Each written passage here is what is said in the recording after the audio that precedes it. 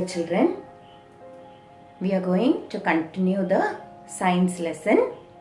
So in the last class, we learnt about bisexual and unisexual flowers, isn't it?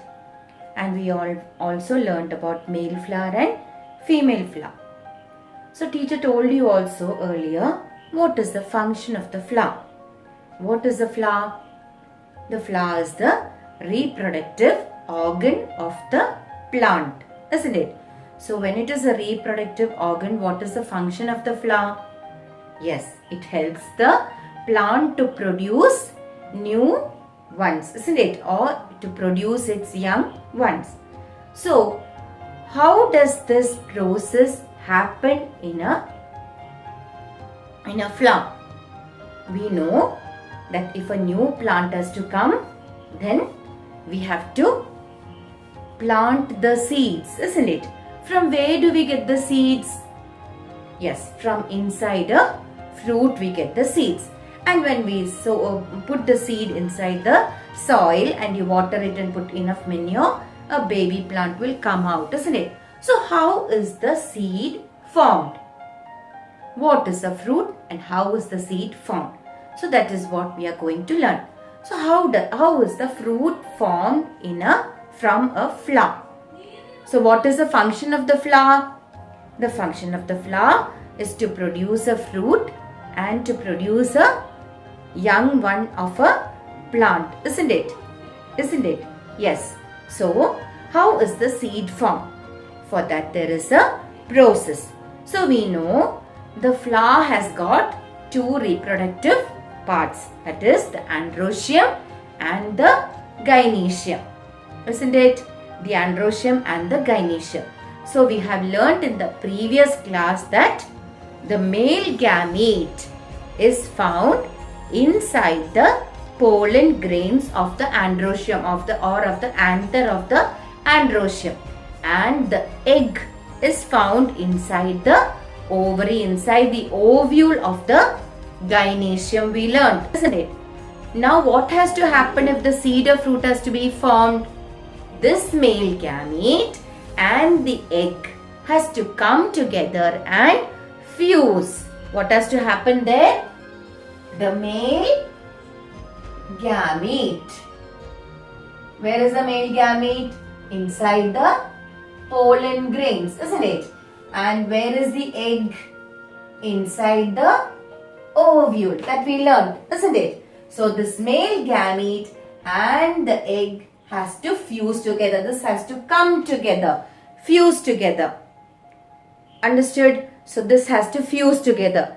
This fusing together of the male gamete and the egg is called as fertilization. What is it called? It is called as fertilization. So what has to happen if the seed has to be formed? What has to happen? Fertilization has to take place in the flower. So how does the fertilization take place in the flower? The male gamete, which is present inside the pollen grains of the androecium, and the egg, which is present inside the ovule of the gynoecium, has to come together and fuse together. Then only fertilization or the seed is formed. So that process of fusion of the egg and the male gamete is called as fertilization. So now in your textbook you can see a picture. Can you see a picture? We can see the picture of the gynoecium, isn't it? So here teacher is drawing the picture of the gynoecium. Here we know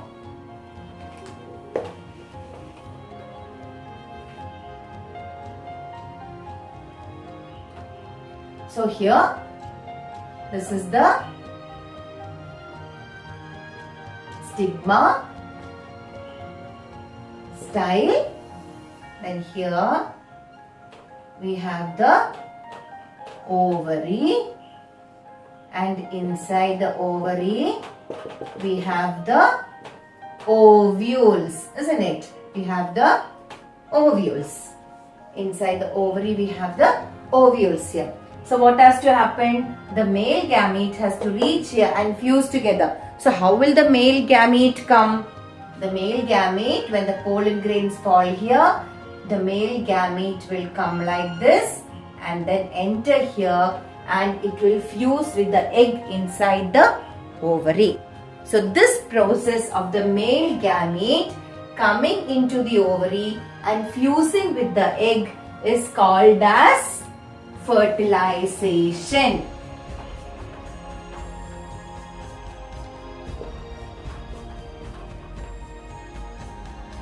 Is this clear for you? So here the male gamete has to reach the egg inside the ovule and it has to fuse. That fusion is called as fertilization.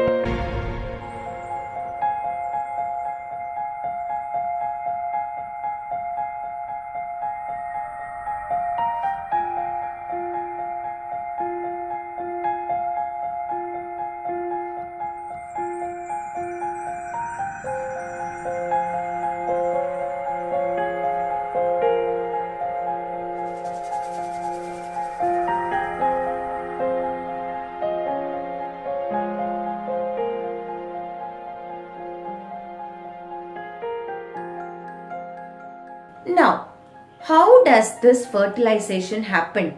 Can the male gamete come on its own and enter the ovary and fuse with the egg? No, isn't it? It has to reach there. How does it reach there? Can it walk and come and reach inside the ovary? No, it can't, isn't it? So how does this male gamete reach inside the ovary or inside the ovule of the gynoecium? For that, certain external agents help in this process. Certain external agents help in this process because a plant cannot walk and go, isn't it? Or from there it cannot jump. The pollen grains cannot jump and come inside the ovary. So some external agents help the process of fertilization. Those external agents are called pollinating agents. Those external agents are called as pollinating agents. So who might be these pollinating agents? Yes, bees, butterflies, then all type of insects are pollinating agents. Then wind is a pollinating agent, animals are pollinating agents, and water is also a pollinating agent. Animal means human beings are also among them. So which are the external agents which help in this fertilization process? The pollinating agents. Who are the pollinating agents? Insects, animals, wind and water are pollinating agents. Now why are they called as pollinating agents? Because they help in the process of pollination. They help in the process of pollination. So what is pollination? Because they help in the process of pollination. So what is pollination? What is pollen? Pollen is the powder which we see on top of the anther, and male gamete is present inside the pollen grains. We have already seen the pollen grains, isn't it? So this pollen grains has to reach the stigma of the gynoecium. Is it clear? The pollen grains has to reach the stigma of the gynoecium. Then the male gamete will go inside through the style. From the stigma it will go through the style, which is a passage, and it will enter inside the ovary and enter inside the ovule to fuse with the egg. So that process of transferring the pollen grains from the anther to the stigma is called as pollination. So here we have the gynoecium, and we know this is the androecium and this is the gynoecium, isn't it? Here we have the tube like this. It is here like this, and we have the eggs here, the ovules and the eggs here like this. So what has to happen? From the anther, this is the androecium. From the anther, the pollen grains has to come and fall on the stigma of the gynoecium. So the transferring of the pollen grains from the anther to the stigma of the gynoecium, this process is called as pollination. Is it clear? The process of transferring the pollen grains from the anther to the stigma of the gynoecium is called as pollination, and the agents who help in pollination are called as pollinating agents. Is it clear? So in the textbook you can see a cartoon, isn't it? A girl is asking how lucky you are. She's asking the honeybee how lucky you are. Every day you can drink honey from the flower. So what is the bee telling there?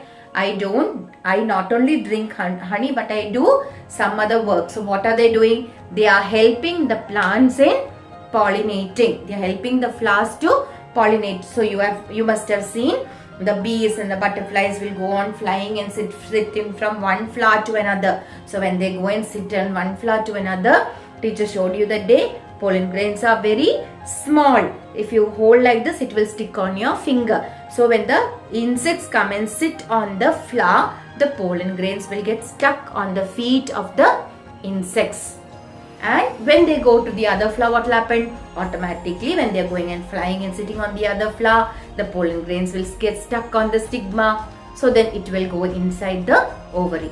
That process is called as pollination. Not only that, some flowers like the flower of the grass is very light. So what will happen?